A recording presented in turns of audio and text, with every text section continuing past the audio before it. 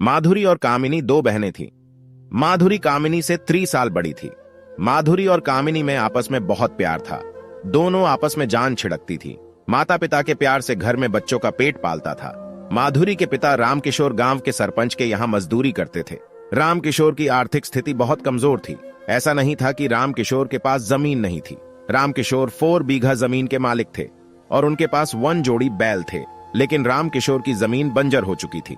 उसमें कोई भी फसल पैदा नहीं होती थी। रामकिशोर की पत्नी कमला सरपंच के घर बर्तन धोने का काम करती थी। दोनों बहुत ईमानदार थे, इसलिए सरपंच उनसे अपने घर और बाहर का काम करवाते और दोनों को बहुत मानते थे। सरपंच ने कभी भी रामकिशोर और उनके परिवार को भूखा नहीं सोने दिया। अब रामकिशोर की चिंताएं बहुत बढ़ चुकी थीं। रामकिशोर की दोनों बिटियां जवान हो चुकी थीं। दोनों शादी के लायक हो चुकी थीं। रामकिशोर शाम के समय सरपंच से छुट्टी लेकर अपने घर चला जाता और अपने घर की चौखट के पैर छूता और भगवान की प्रार्थना करता और कहता, भगवान, मुझे आप पर पूरा भरोसा है, आप सब ठीक कर दोगे। रामकिशोर हमेशा बेटी की शादी को लेकर चिंता में रहता। रामकिशोर बैलों के पास जाता और उनके साथ समय बिताता और अपने बैलों के माथे को चूम कर वापस चला आता।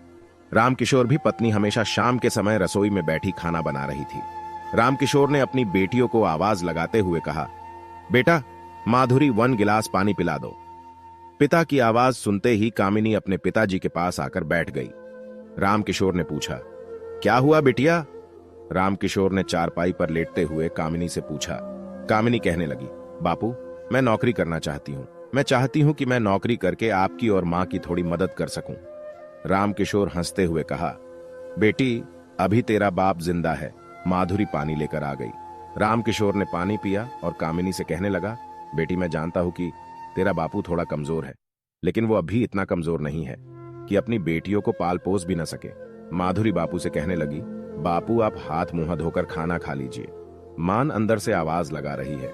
इतना कहते हुए माधुरी घर के अंदर चली गई। कामिनी अभी भी चारपाई का एक पाया पकड़कर बैठी थी और बापू से कह रही थी, बापू, मैंने इतनी पढ़ाई की है कि अपने ही शहर में मैं कोई अच्छी नौकरी की तलाश करके नौकर कर सकती हूँ। बेटी के ज्यादा कहने पर रामकिशोर कहने लगा, ठीक बेटी, जब तुम नौकरी ही करना चाहती हो तो जैसी तुम्हारी मर्जी, लेकिन एक बात का ध्यान रखना बेटी, गांव और शहर में बहुत फर्क होता है। शहर के लोग बहुत चतुर होते हैं, जो हम गांव वाले लोगों को बेवकूफ समझते हैं।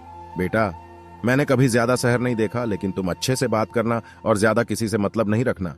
बापू की ऐसी बातें सुनकर खुश हो गई और दूसरे दिन ही शहर जाने की तैयारी में जुट गई। कामिनी की बड़ी बहन और उसकी माँ बापू बहुत उदास थे, क्योंकि उनकी बेटी पहली बार शहर जा रही थी। अभी तो कामिनी बड़े बड़े शहरों को देखा भी नहीं है। वहां के लोग कैसे होंगे? क्या कामिनी सही से रह पाएगी? ये सब सोच सोच कर उसके बापू बहुत उदास थे। इस गांव के गरीब परिवार को बेटी शहर में नौकरी करे, ये तो बहुत बड़ी बात हो जाएगी, क्योंकि इस गांव का बेटा भी शहर में नौकरी नहीं करता। इसलिए कोई रामकिशोर का मजाक न उड़ाए या रामकिशोर अपने गांव में मजाक के पात्र न बन जाए। इसीलिए रामकिशोर ने अपनी बेटी को रात में शहर भेजने की योजना बनाई। इसमें किसी को पता भी नहीं चलेगा और वो शहर भी जा सकेगी। कामिनी ने अपना सारा सामान पैक कर लिया। शाम के समय रामकिशोर ने अपने बैलों को बैलगाड़ी से बांध लिया और रात में निकलने की योजना के साथ करीब रात के 11 बजे, जब गांव में सन्नाटा पड़ गया, रामकिशोर चुपके से अपने बैलगाड़ी में कामिनी को बिठाकर शहर की तरफ निकल पड़ा। माधुरी और कमला ने खुशी खुशी कामिनी को विदाई कर दी। सुनसान रोड पर रात को सान्य सान्य हवा चल रही थी और रामकिशोर अपनी बेटी को लेकर शहर पहुंचा। बैलगाड़ी को सड़क के किनारे खड़ा करके रामकिशोर अपनी बिटिया को रेलवे स्टेशन पर छोड़ने पहुंच गया। टिकट काउंटर पर टिकट लेते हुए कामिनी ने अपने बापू से कहा, बापू, रात बहुत हो गई है, आप घर चले जाइए। मेरी ट्रेन 20 मिनट बाद है। मैं ट्रेन आते ही निकल जाऊंगी। बापू, आप दीदी और मां का ख्याल रखना। कामिनी ने अपने बापू के पैरों को छूकर आशीर्वाद लिया। बापू ने कामिनी को हंसते हंसते बीड़ा कर दिया। पैर में टूटी चप्पलों के सिवा आज बापू के पास कामिनी को देने के लिए कुछ नहीं था। कामिनी जैसे ही शहर पहुंचे तो वो अपने पिता को पत्र लिखेगी। ऐसा बोलकर कामिनी ने अपने पिता को वापस भेज दिया। रामकिशोर अपने बैलों के पास आया और उनके माथे को चूमते हुए वापस गांव लौट आया। माधुरी और उसकी मां बापू का इंतजार कर रहे थे। रामकिशोर के घर वापस आ जाने पर सबने मिलकर खाना खाया और काम करने की वजह से बहुत थक हुए थे। बिस्तर पर गिरते ही रामकिशोर को नींद आ गई और वो सो गया। चिड़ियों की चहचहाने की आवाज सुनकर रामकिशोर की आंखें खुल गई। रामकिशोर ने सूरज की तरफ आंख उठाकर देखा तो सूरज सिर पर चढ़ चुका था। रामकिशोर सूरज की तरफ हाथ करते हुए कहा, लगता है आज भगवान नारायण बहुत गुस्सा है, और चारपाई से उठते हुए कहा, बेटी माधुरी, मैं सरपंच के घर समझा रहा हूं, वरना साहब बहुत गुस्सा होंगे। रामकिशोर हाथ में गमछा और पैरों में टूटी चप्पल पहनकर चल पड़े। माधुरी पीछे से बापू को हाथ लगती है और कहती है, बापू पानी पी लीजिए। रामकिशोर ने पानी का गिलास हाथ में पकड़कर पानी पीने लगा और अपने झोपड़ी की तरफ देख रहा था। झोपड़ी के छप्पर का एक किनारे में बहुत बड़ा छेद था, जिसे देखकर रामकिशोर उसकी मरम्मत के बारे में सोचने लगा। रामकिशोर सरपंच जी के घर के बाहर पहुंचा। सरपंच ने रामकिशोर को देखकर आवाज लगाई, रामकिशोर।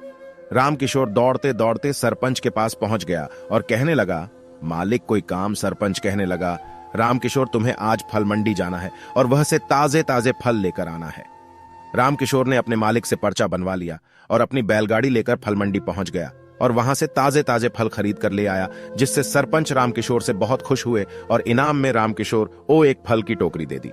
रामकिशोर भी खुश हो गया, क्योंकि आज बहुत दिन बाद रामकिशोर को आज ऐसे फल के खाने को मिलेंगे जो शायद रामकिशोर कभी कभी अपनी आंखों से देखने को पता है।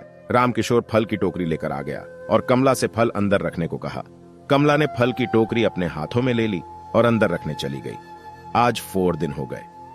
कामिनी को गए गए रामकिशोर बैठा सोच रहा था, तभी साइकिल की घंटी बजने की आवाज आई और रामकिशोर की चारपाई के पास साइकिल आकर रुकी। डाकिया एक पत्र लेकर रामकिशोर के पास आया और कहने लगा, रामकिशोर तुम्हारे लिए एक पत्र है। डाकिया पत्र देकर साइकिल में पयाडल करते हुए निकल गया। रामकिशोर ने पत्र निकाल कर देखा, लेकिन रामकिशोर पढ़ा लिखा नहीं था, इसलिए वो पत्र नहीं पढ़ सकता। रामकिशोर ने अपनी बड़ी बेटी माधुरी को आवाज लगाई और कहने लगा, माधुरी बेटी देखो तो किसका पत्र है। माधुरी दौड़ी दौड़ी आई और पत्र हम में लेकर कहने लगी, बापू ये तो कामिनी का पत्र है। और पत्र खोलकर माधुरी पढ़ने लगी और बापू से बताने लगी, बापू इसमें लिखा है कि मैं कामिनी अपने बापू को लाडली बेटी, बापू मैं शहर सही सलामत पहुंच गई हूं और मुझे एक अच्छी कंपनी में नौकरी भी मिल गई है। आप लोग अपना ख्याल रखना, मैं आप लोगों से जल्दी मिलने आऊंगी। कामिनी को खबर पाकर सभी बहुत खुश थे। अब जब भी कामिनी का महीना पूरा होता तो कामिनी अपने घर के लिए कुछ रुपए डालकर पत्र के द्वारा अपने बापू को भिजवा देती। अब रामकिशोर और उनका परिवार खुश रहने लगा और रोज रोज अच्छा अच्छा खाना खाते। और अब तो कमला को किसी के घर बर्तन भी धोने जाना नहीं पड़ता था। एक बार रामकिशोर सरपंच के घर काम करने के लिए गया। सरपंच बाग में बैठे थे। रामकिशोर को आते देखा। सरपंच ने रामकिशोर को आते देख रामकिशोर को आवाज लगाई और कहने लगा, रामकिशोर 2 कुर्सियां लेकर बाग में रख दो। रामकिशोर हवेली में कुर्सी लेने चला गया और कुर्सी लाकर बाग में रख दी। सरपंच रामकिशोर से कहने लगे, रामकिशोर तुम्हारी दोनों बेटियां बड़ी हो गई हैं और शादी ले लायक हो गई है। तुम्हारे ऊपर बहुत बड़ी जिम्मेदारी है। तुम माधुरी बेटी की शादी कर दो, जिससे तुम्हारा ऊपर का बोझ हल्का हो जाएगा। रामकिशोर सरपंच के पैर दबाने लगा और कहने लगा, मालिक आप तो मेरी हालत जानते ही हैं। मेरी तो 10 लोगों को खाना खिलाने की भी औकात नहीं, फिर मैं पूरी बारात को कैसे खिलाऊंगा। और मैं भी चाहता हूं कि मेरी बेटी की शादी हो जाए, लेकिन मेरी बेटी से शादी करेगा कौन, मैं तो कुछ दे भी नहीं सकता। सरपंच कहने लगा, रामकिशोर तुम चिंता मत करो, मेरा एक दोस्त है जिसके घर में हरि नाम का लड़का काम करने आता है।